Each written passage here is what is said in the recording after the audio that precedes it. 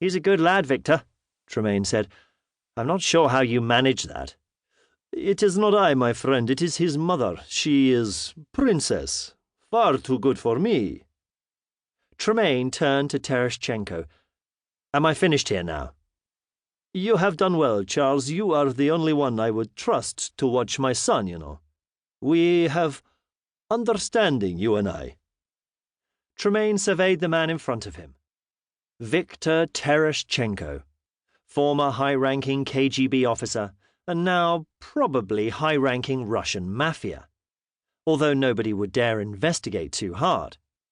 He had far too much money invested in British institutions to risk disturbing him.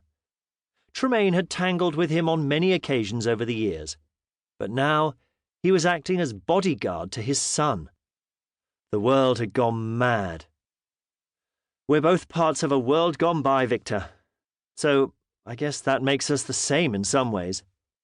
But you still have your world, my friend, your MI6 office and your secretaries and your cars. My world changed the day they took the wall down. I had to find new ways. I had to start with only these hands again. He held his hands up for emphasis. Tremayne had a grudging respect for Tereshchenko. He'd managed to escape just before the Kremlin erupted into chaos, and somehow emerged a few years later as a highly respected figure in the business world. It's certainly a funny world, Victor. By all that's right, you should be banged up somewhere and I should be living the high life.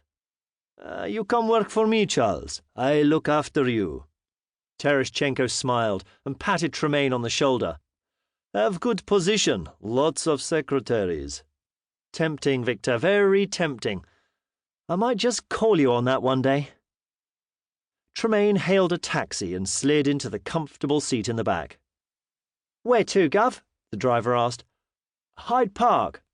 He felt like a stroll before returning to his flat for supper.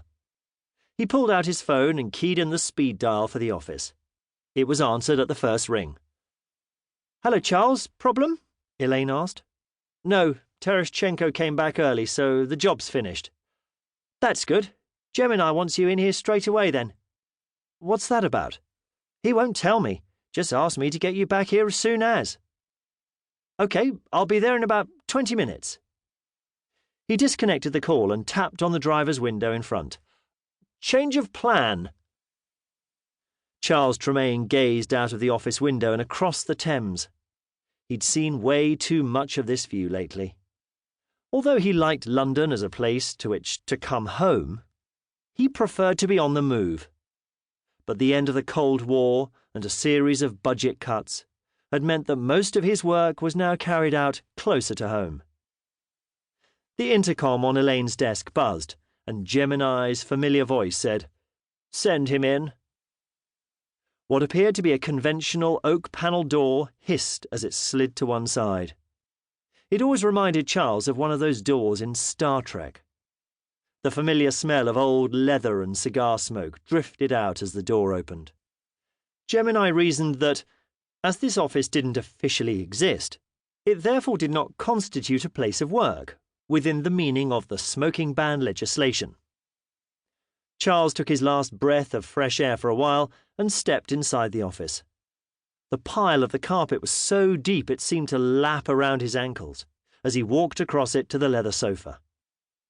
The leather squeaked when he sat down. "So," he said, "you have something new for me?" "Ah, indeed. Something quite interesting," Gemini said.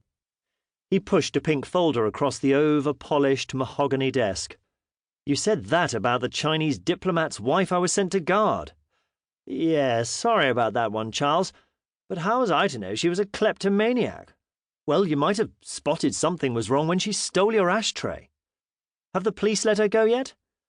"Yes, the manager of the sex shop is still trying to press charges, but diplomatic immunity prevails. Whiskey?" Gemini poured 2 glasses without waiting for a response from Tremayne. "So what's this, then?" Charles picked up the file. Some Arab diplomat looking to us to bail him out again after a night of debauchery?